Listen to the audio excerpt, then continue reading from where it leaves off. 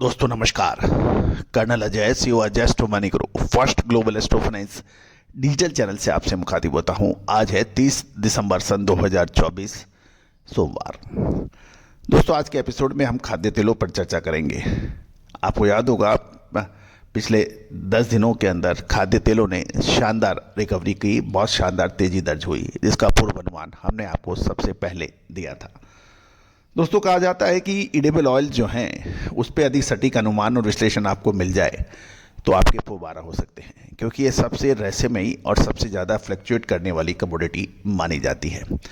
भारत अपनी क्षमता यानी आवश्यकता का लगभग 50% से अधिक विदेशों से आयात करता है।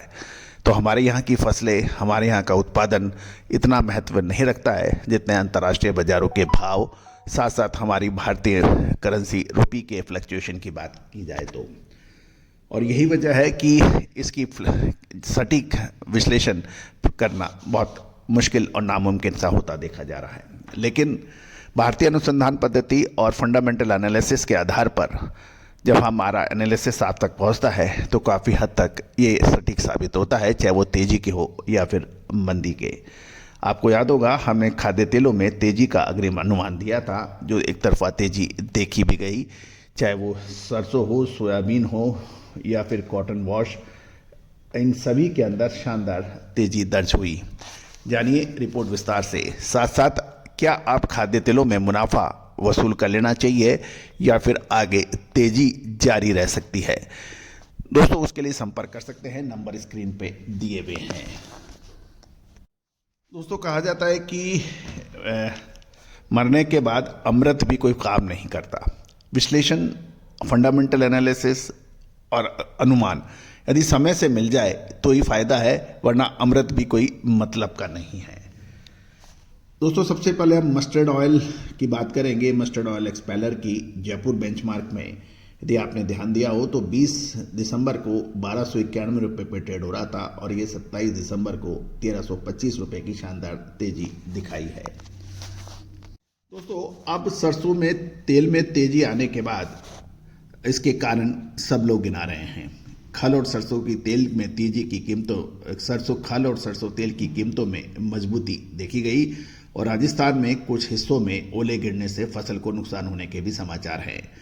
साथ साथ नाफेड के ऑक्शन में सरसों की मजबूती मांग देखी गई। अंतर्राष्ट्रीय बाजारों में भी खाद्य तेलों का असर सरसों के ऊपर पड़ा। जहाँ तक सरसों की बिजाई की बात करें तो सरसों की बिजाई अधिकांश राज्यों में पूरी होने के समाचार हैं और 89 लाख हेक्टेयर में बिजाई पूरे होने के समाचार मिल रहे हैं। यदि हम परसेंटेज वाइज देखें तो सरसों की बिजाई इस वर्ष 50% कमज़ोर बताई जा रही है। साथ साथ ये भी ध्यान देने वाली बात है कि नॉर्दर्न इंडिया में इस समय शीतलहर का प्रकोप है और बहुत तेज पाला और शीतलहर चल रही है।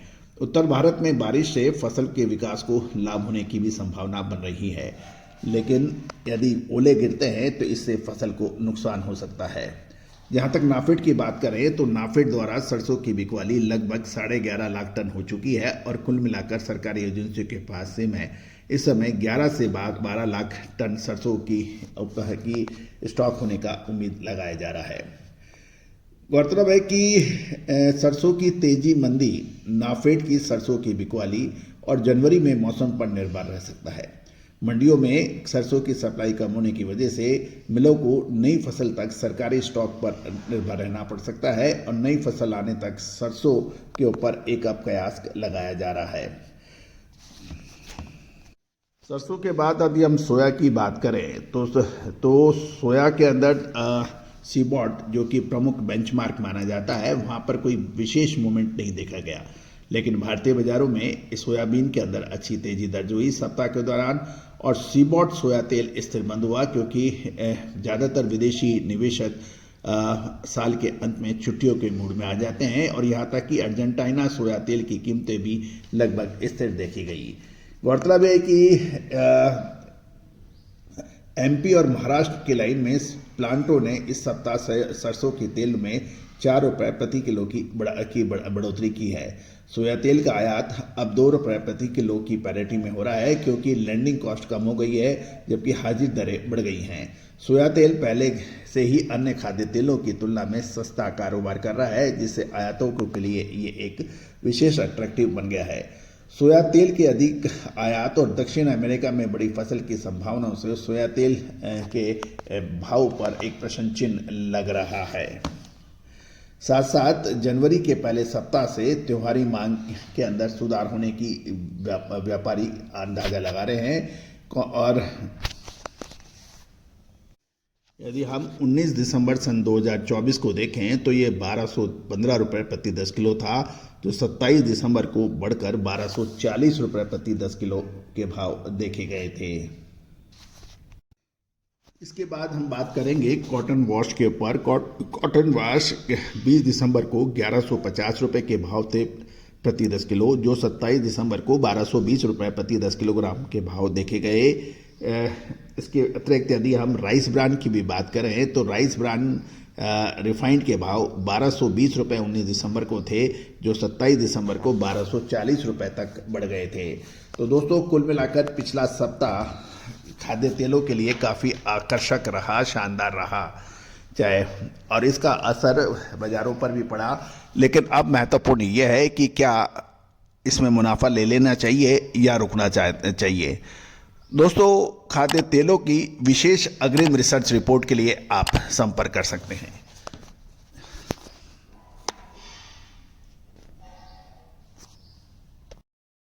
दोस्तों नमस्कार।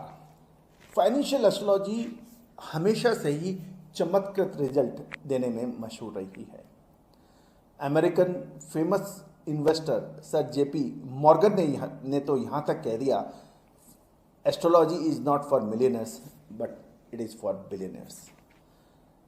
दोस्तों, भारतीय सिस्टम और इंडियन सिस्टम ऑफ एनालिसिस जो यानी फाइनेंशियल एस्ट्रोलॉजी, इसकी ऑनलाइन क्लासेज हम लोग कंडक्ट कर रहे हैं पिछले लगभग 22 सालों से।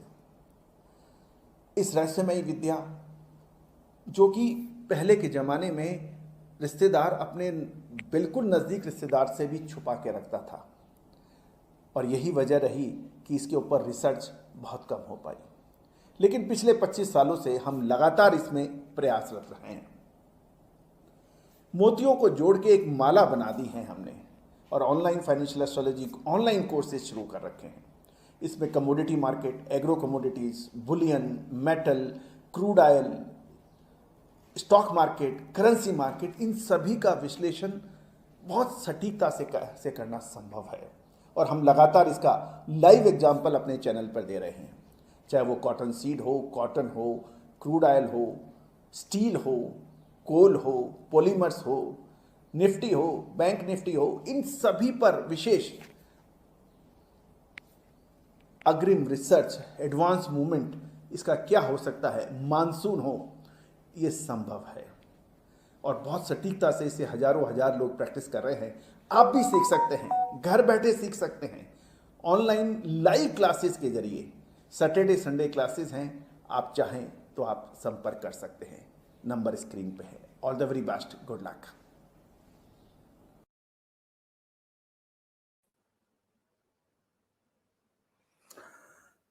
दोस्तों,